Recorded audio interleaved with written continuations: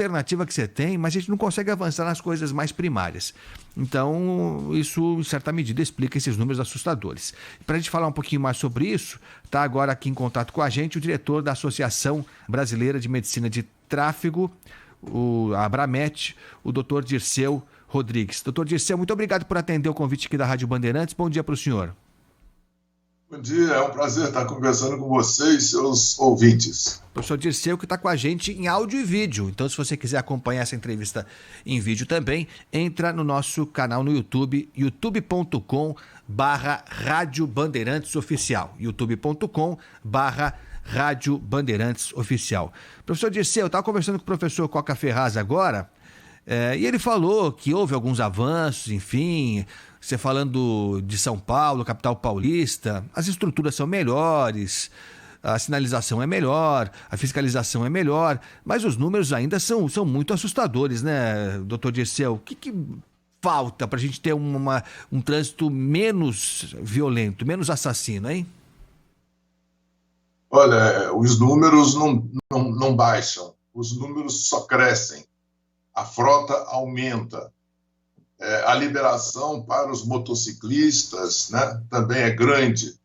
O índice maior de mortalidade está acontecendo exatamente com os motociclistas, que têm abusado, né, que ultrapassam as regras de trânsito e se colocam em posição de alto risco para que o acidente grave, com óbito no local do acidente, e outros que são removidos para os hospitais e que muitas vezes saem dos hospitais sequelados, com incapacidades temporárias ou definitivas para o trabalho. Isso numa faixa etária aí de 19 a 32 anos. Quer dizer, quando deveriam estar altamente produtivos, nós estamos tendo incapacitados que o Estado precisa sustentar. Então, é um prejuízo muito grande, não só pelas mortes, pelos sequelados e pelos gastos que o Estado tem, que o município tem, que a Previdência Social tem com esses acidentes que não são vistos pelas autoridades como uma doença epidêmica dentro do trânsito brasileiro, que é o acidente de trânsito. Doutor Dirceu, hoje, os acidentes com motociclistas, esse é o ponto principal, o mais grave, é o grande problema a ser resolvido aqui no trânsito em São Paulo, doutor? Sim, precisamos de mudar a cultura com relação à nossa mobilidade, né? E isso precisa existir desde o início, como está previsto no Código Brasileiro de Trânsito, que é educar a criança desde introduzida na escola até a universidade, com as leis de trânsito, com as informações sobre sinalização de trânsito, com a cidadania, né? Com a gentileza, com o respeito ao outro. E, logicamente, uns cursos de formação de condutores condizentes, não? E não com isso que nós temos hoje, que é o indivíduo aprender a fazer o carro andar e ir para o trânsito fazendo as barbaridades que nós vemos hoje no trânsito. E, logicamente, sabe, campanhas permanentes com o intuito de se conscientizar a população com relação ao perigo, ao risco dos acidentes, dos sinistros de trânsito, que provavelmente acontecerão se não houver responsabilidade. É visível que o número de motos circulando na capital paulista e outras capitais também, e não só em capitais, mas claramente nas capitais isso é mais evidente, o número de motos cresceu demais nos últimos tempos, né? Muito, muito mesmo. A gente falava, né? A pandemia obrigou a que esse trabalho de motoboy fosse incrementado. E aí vem, né, o comércio eletrônico, enfim, fato é que os motoboys hoje são vitais para qualquer capital, então não dá para abrir mão deles mesmo, e nem é o caso, mas esses números são assustadores. Agora, para ser justo também, né, doutor Dirceu, a gente fala do desrespeito praticado por muitos desses motociclistas, é verdade mesmo, mas em certa medida eles são obrigados, né? Eles são obrigados a praticar esse tipo de coisa, é quase um suicídio, mas as empresas pressionam para que os tempos sejam encurtados. E a gente viu, por exemplo, vou citar um exemplo agora aqui, quando a gente começou a ver assaltos praticados por falsos entregadores, né? A gente viu vários casos de assaltantes que colocam aquela mochila quadrada para fazer de conta que são entregadores e na verdade abordam as pessoas e tal. Então a polícia anunciou que faria uma operação nas empresas também, para que elas possam ser responsabilizadas de alguma forma, sei lá, selecionando melhor as pessoas, enfim, organizando o comércio para que a gente consiga separar o que é real do que é apenas o assaltante se fazendo passar por entregador. Não há como responsabilizar, doutor, talvez as empresas também, para que elas não coloquem a faca no peito do motociclista para que ele cumpra horários que não são possíveis, a ponto de ele colocar em risco a vida dele e dos demais motoristas e pedestres, doutor?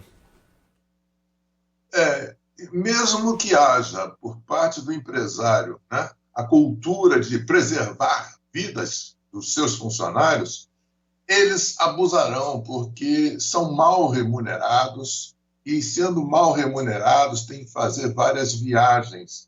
E, para fazer várias viagens, eles têm que desrespeitar todas as regras de trânsito e se colocar em risco.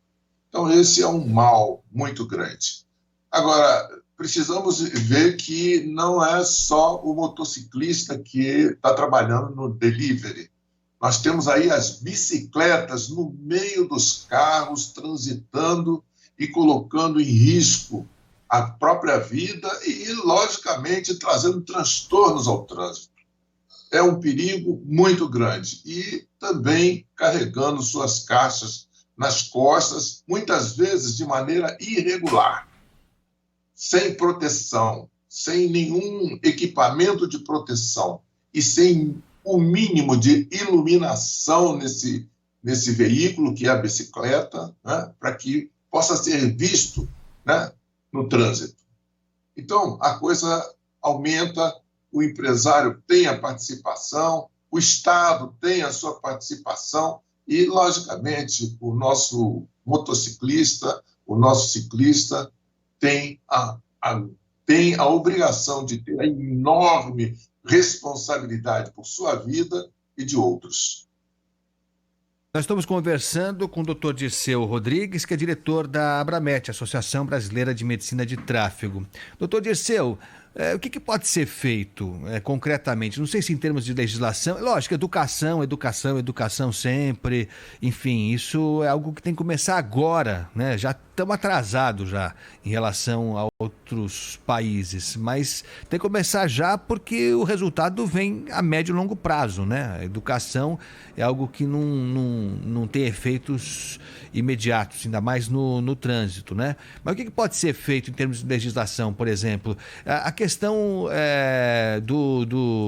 da lei seca.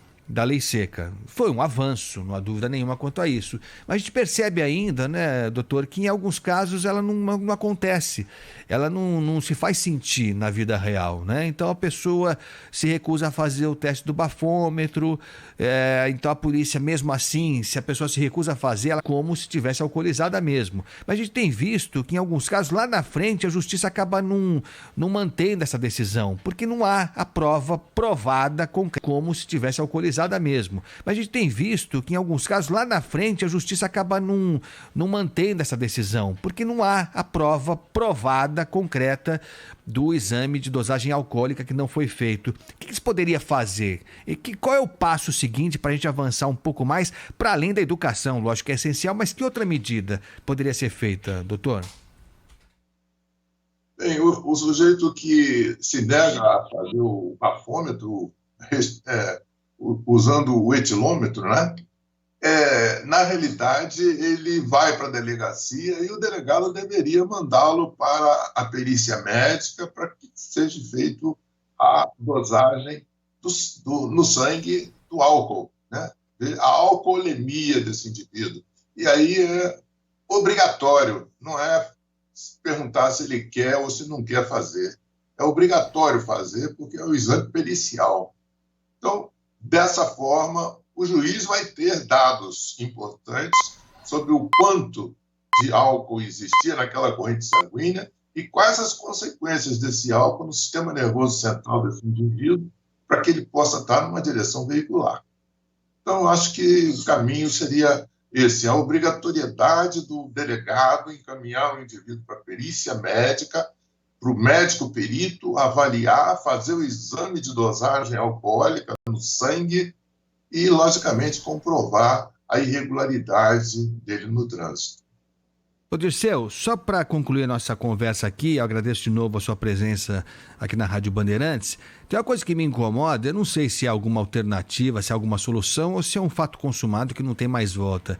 Eu sou do tempo em que a legislação não permitia que as motos circulassem entre os carros, né? Na faixa central e tal, não sei o quê, fica zigue-zagueando e tal. Aí se considerou que a característica principal da moto, que é essa agilidade e tal, tem que ser respeitada. E aí se tolerou, até porque já acontecia na prática, a legislação acabou sendo tolerante e permite que isso aconteça, né? Que isso aconteça. Até aqui em São Paulo agora criaram, eu nem sei como é que está o resultado disso, não sei se sai algum número. Parece que eu tinha visto que tinha dado certo aquela faixa exclusiva de moto na 23 de maio, né? Já fizeram tanta coisa ali na 23 de maio. Tem coisa que só vai funcionar na 23 de maio. Eu não sei por que eles insistem. Tem essa faixa agora, né? Aquela faixa azul em que as motos passam direto ali e tal, e tal, e tal. Eu não sei se isso tá dando resultado, né? Tem essa faixa agora, né? Aquela faixa azul em que as motos passam direto ali e tal, e tal, e tal. Eu não sei se isso tá dando resultado, né? Se diminuiu o número de acidentes na 23 com motos. E se diminuiu, também não sei se isso vai poder ser replicado em outras vias aqui de São Paulo. Mas enfim, o senhor acha que é um caminho sem volta essa das motos circularem entre os carros? Ou não é esse o problema? Eu não sei, a mim como motorista me apavora. Acha que tem como melhorar essa convivência se a moto, por exemplo, não pudesse passar no meio das duas faixas ou não é por aí? Acha que tem como melhorar essa convivência se a moto, por exemplo, não pudesse passar no meio das duas faixas ou não é por aí? Eu acho difícil, sabe? Eu acho muito difícil. Por quê? Porque a irritabilidade provocada pelo motociclista quando ultrapassa um veículo, quando se choca com o retrovisor do carro, quando assusta, quando estressa o motorista, eu acho que isso gera, né, uma guerrinha entre motociclista e motorista. Então, tolerar isso é muitas vezes desconfortável, estressa, desgasta tanto o motociclista quanto o motorista. Essa paz, eu acho que precisava ser conduzida pela lei. As leis parece que não protegem, as leis de trânsito parece que não protegem a vida no trânsito. E a lei tem que estar voltada para a vida. E antes, quando foi feito esse Código Brasileiro de Trânsito, foi colocado lá, inicialmente, que esse motociclista jamais deveria transitar entre os veículos, e sim ocupar um espaço atrás dos carros, né? Ou um espaço como se fosse um carro. E, na realidade, isso foi liberado, não foi aplicado ao código, e a coisa evoluiu dessa maneira, que é a guerra que a gente vê no trânsito, a disputa, que só pode levar a sinistros, acidentes, mortes, sequelados, incapacitados, e aquilo tudo que a gente já conhece em termos de despesa para o Estado e para a sociedade. É isso, doutor Dirceu